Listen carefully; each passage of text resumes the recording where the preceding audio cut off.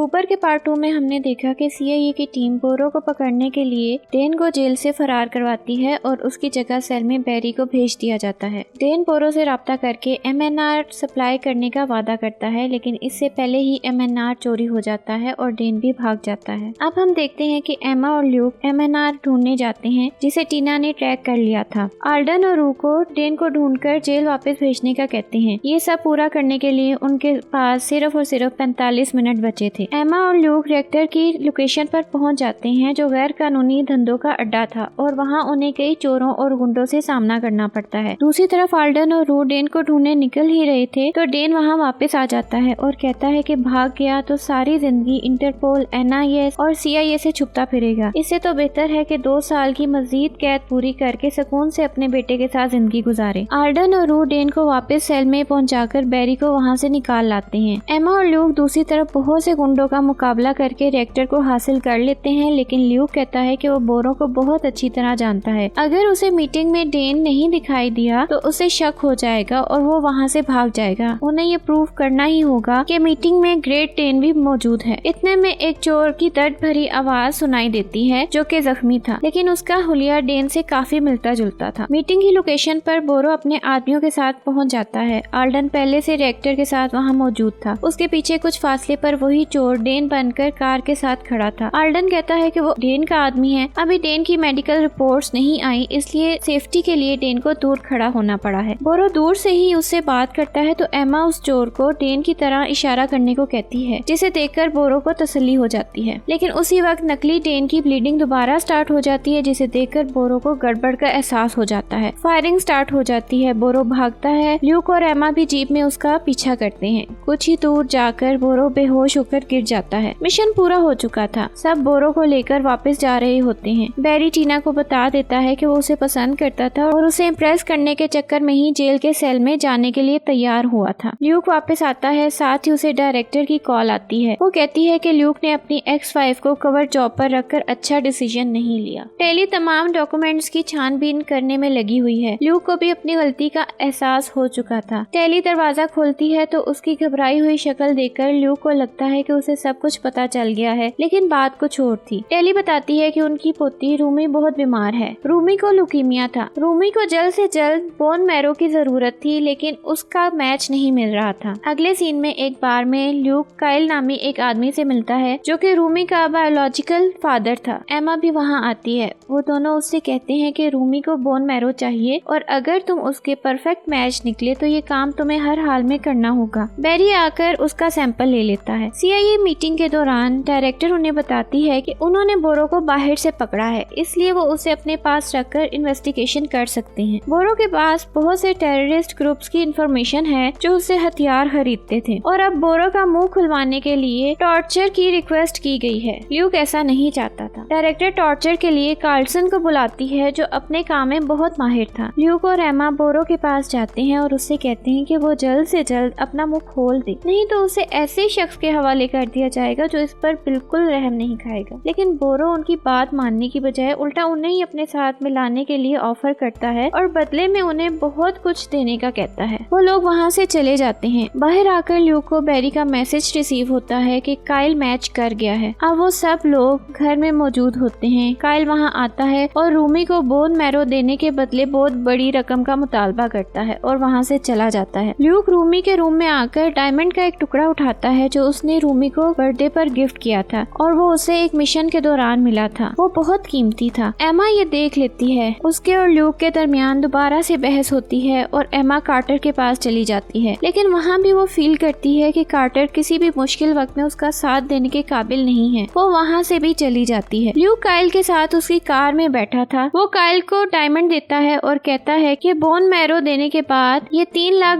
का डायमंड तुम्हारा हो जाएगा। बैरी छुपकर उसकी कार के पीछे ट्रैकिंग डिवाइस लगा देता है। काइल लालच में आ जाता है और वो डायमंड असली है या नहीं ये चेक करवाने के लिए ल्यूक से डायमंड ले लेता है। CIA के रीजनल ऑफिस में कार्लसन बोरो पर अपनी टॉर्चर ट्रिक का इस्तेमाल करने ही वाला था कि डायरेक्टर आकर उसे रोक देती है और बोरो को डील की ऑफर करती है। एमा ये जानकर गुस्से में आ जाती है और डायरेक्टर से बात करने जाती है तो डायरेक्टर कहती है कि बोरो को छोड़ने के लिए ऑर्डर आ चुके हैं, उन्हें उसे छोड़ना ही पड़ेगा। डायरेक्टर ल्यूक को बताती है कि बोरो को जिम्बाब्वे भेजने का ऑर्डर मिला है, लेकिन जल्द ही बोरो दोबारा कोई ना कोई गलती करेगा और हम उसे पकड़ लेंगे। लेकिन इससे पहले बोरो से उन टेररिस्ट की लिस्ट हासिल करना होगी जो बोरो से इल्लीगल वेपन्स खरीदते हैं। इसलिए बोरो को डील की ऑफर के बहाने जाल में फंसाकर काम करवा लेंगे। ल्यूक बोरो के पास जाता है और बोरो कहता है कि न्यूक की वीडियो बनाकर वो अपने खरीदारों को डार्क वेब पर दिखाएगा। उन्हें उसके ऑपरेशनल होने का यकीन हो गया तो वो लोग राब्ता करेंगे और ल्यूक उनके आईपी एड्रेस ट्रैक कर सकेगा। ल्यूक कहता है कि न्यूक के साथ वीडियो बनाने के लिए हेडक्वार्टर से दूर जाना होगा, ये सिक्योरिटी पर्पस के लिए जरूरी है। अब काइल भी वहाँ से गायब हो चुका था। ल्यूक रू के साथ बोरो को लेकर आबादी से दूर किसी जगह जाता है और वीडियो बनाता है, जबकि एमा को आल्डन के साथ काइल को ढूंढने भेज देता है। बेरी और टीना एमा को काइल की लोकेशन बताते हैं तो वो उसके पीछे बार तक पहुंच जाते हैं और उसे वहां से उठाकर मैरी फिटनेस ले आते हैं। फिर वो कार्लसन को हेल्प के लिए बुलाते हैं। जब वो लोग काइल को मैरी फिटनेस ला रहे थे तो उसी टाइम ट्विनिंग फार्मूला वाले दोनों भाई उनकी वीडियो बना लेते हैं। कार्लसन मैरी फिटनेस में ही काइल का बोन मैरो हासिल कर लेता है। दूसरी तरफ ल्यूक के ठिकाने पर बोरो के आदमी हमला करके बोरो और न्यूक दोनों को ही निकाल कर ले जाते हैं। अगले सीन में एमा आल्डन से हॉस्पिटल के पार्किंग लॉट में मिलती है और उसका साथ देने के लिए आल्डन का शुक्रिया अदा करती है। रूमी की सर्जरी कामयाब हो गई थी और अब वो ठीक हो रही थी। इसी दौरान एमा आल्डन को किस कर लेती है और ल्यूक उन्हें देख लेता है। आल्डन और एमा जब एक साथ हॉस्पिटल में आते हैं तो कार्टर उन्हें देखकर एमा से सवाल करता है तो एमा कुछ घबरा सी जाती है और वहाँ से चली जाती है। उसके बाद ल्यूक अंदर आता है तो कार्टर कहता है कि उसे लगता है कि एमा उसे धोखा दे रही है। ल्यूक कहता है कि उसे अपने प्यार के लिए फाइट करना होगी। हॉस्पिटल में ही टेली को ट्विनिंग फार्मूला की तरफ से वही वीडियो रिसीव होती है जो उन्होंने छुपकर बना ली थी। फिर अगले सीन में हम देखते हैं कि कार्टर ल्यूक से मशवरा करने आता है और आल्डन पर शक करता है तो ल्यूक उसे बता देता है कि एमा और आल्डन को उसने किस करते हुए देख लिया था। कार्टर डिसहार्ट होकर वहाँ से चला जाता है। इतने में ऑस्कर वहाँ आता है और ल्यूक उसे अपनी एप्लीकेशन लॉन्च करने के लिए चेक देता है। अब दोबारा सब मीटिंग रूम में मौजूद होते हैं और ये डिस्कस कर रहे होते हैं कि बोरो ने जानकर खुद को पकड़वाया था ताकि वो न्यूक को वापस हासिल कर सके। डेन की कॉल आते ही उसे शक हो गया था और उसने ट्रैकिंग डिवाइस अपनी बॉडी में छुपा लिया था ताकि उसके लोग दोबारा उसे आसानी ढूंढ सके। बोरो के पास अब न्यूक्लियर वेस्ट भी है, न्यूक भी, और वो साइंटिस्ट भी जो न्यूक्लियर वेस्ट से दोबारा न्यूक्लियर डिवाइस बना सकता था। इसका मतलब था कि बोरो अब मजीद कई न्यूक बनाने की पोजीशन में था। अब उन लोगों को फिर से बोरो और न्यूक तक पहुंचने की स्ट्रेटेजी बनानी थी। टीना बताती है कि एनएसए ने ये बातचीत सुनी है कि बोरो अगले 10 दिन में और कई सारे न्यूक बनाकर फरोख्त करेगा और उसके अलावा एनएसए ने ये भी खबर दी है कि अगले 2 दिन में मॉस्को से बाहर एक आलीशान बंगले में कार्ड गेम होने वाला है जहाँ बड़े बड़े रईस जुआ खेलने आएंगे और इस बार वहाँ बोरो का खास आदमी केन भी आएगा। लेकिन वहाँ पहुँचने के बावजूद केन का पीछा करना आसान नहीं क्योंकि अब बोरो बहुत ज्यादा मोहतात हो चुका है। उस तक पहुँचने के लिए अब उन लोगों के लिए जरूरी था कि वो केन का जीपीएस डेटा हैक कर लें जिसके जरिए वो बोरो और न्यूक तक पहुँचेंगे। गेम से पहले ही सबके फोन ले लिए जाते हैं और एक बॉक्स में डाल दिए जाते हैं। CIA के 2 एजेंट्स वहाँ भेस बदल कर जाएंगे और फोन इस बॉक्स में डाल देंगे जो कि एक्चुअल में डाटा रिपर होगा जो वहाँ सबके फोन से डाटा कलेक्ट कर लेगा और तब तक उन एजेंट्स को गेम में बंधे रहना होगा क्योंकि जो हार जाएगा उसे गेम से निकाल दिया जाएगा। टीना और बैरी को इस काम के लिए तैयार किया जाता है। इसी मीटिंग के दौरान ल्यूक को टेली का टेक्स्ट आता है और वो उससे मिलने शिप पर चला जाता है। वहाँ जाकर टेली उससे वीडियो के बारे में पूछती है जो ट्विनिंग फार्मूला वाले भाइयों ने उसे सेंड की थी, लेकिन वो इस वीडियो में सिर्फ आल्डन को ही क्लियरली देख पाई थी। ल्यूक को दोबारा एक कहानी बनानी पड़ती है कि एमा के कुलीग आल्डन को पार्ट टाइम जॉब की जरूरत थी ताकि वो कुछ अपने लिए बना सके, तो ल्यूक उसे काइल को वहाँ लाने का काम सौंपता है और उसने वहाँ काइल को सिर्फ और सिर्फ डरा धमकाकर बोन मैरो डोनेट करने के लिए मनाया था क्योंकि ये रूमी के लिए जरूरी था। टेली कन्विंस हो जाती है उसकी बात से। फिर वो अकाउंट्स में भी घपलों का जिक्र करती है तो ल्यूक कहता है कि बैरी को जुए की लत है, इस पर बहुत सारा कर्जा चढ़ चुका है, इसलिए सिर्फ और सिर्फ कस्टमर्स को अट्रैक्ट करने के लिए फेक सेल्स अकाउंट बनाए गए हैं ताकि ज्यादा से ज्यादा कस्टमर्स आएं और वो लोग बैरी का कर्जा चुका सकें। टेली ये दोनों कहानियां सुनकर ल्यूक से बहुत इम्प्रेस हो जाती है और ल्यूक को दोबारा अपनी जिंदगी में एक चांस देने का फैसला कर लेती है। दूसरी तरफ CIA मीटिंग में वो लोग कार्ड गेम के प्लेयर्स लिस्ट में बैरी और टीना के फेक नाम और आईडीज ऐड कर देते हैं और फैसला करते हैं कि 2 प्लेयर्स को वहां जाने से रोक दिया जाए ताकि उनकी जगह टीना और बैरी बैरी इस गेम में हिस्सा ले सकें। इसके लिए वो एक कपल को चूज करते हैं, लेकिन उनके घर की सिक्योरिटी काफी सख्त थी। फिर भी CIA की टीम उन्हें चकमा देने में कामयाब हो ही जाती है और सभी गार्ड्स को बेहोश करके वो लोग अंदर पहुंच जाते हैं। उनके कहने पर वो आदमी कॉल करके अपनी तबीयत के खराब होने का बहाना करके गेम में हिस्सा लेने से माजरत कर लेता है। उसी घर में एक बंकर भी था जहां CIA की टीम जाती है तो वहीं फंस कर रह जाती है, क्योंकि इलेक्ट्रिक शॉक की वजह से इलेक्ट्रिक डोर लॉक हो चुका था। उसके बाद वहां मौजूद कंप्यूटर की मदद से रूट डोर को अनलॉक करने में कामयाब तो हो जाती है, लेकिन उसी दौरान एमा को ये भी पता चल जाता है कि ल्यूक ने कार्टर को उसके और आल्डन के किस करने की बात बता दी थी, और वहीं आल्डन भी ये बता देता है कि उसके दिल में सच में एमा के लिए फीलिंग्स हैं। दूसरी तरफ बैरी और टीना को बताया जाता है कि गेम में उनकी हेल्प करने के लिए ऑटोमेटिक कार्ड शफलर को हैक कर लिया जाएगा ताकि चीटिंग की जा सके, और साथ ही टीना और बैरी को क्लासेस दी जाती हैं जिन पर कैमरा फिक्स था और एक स्पीकर भी, जिसकी मदद से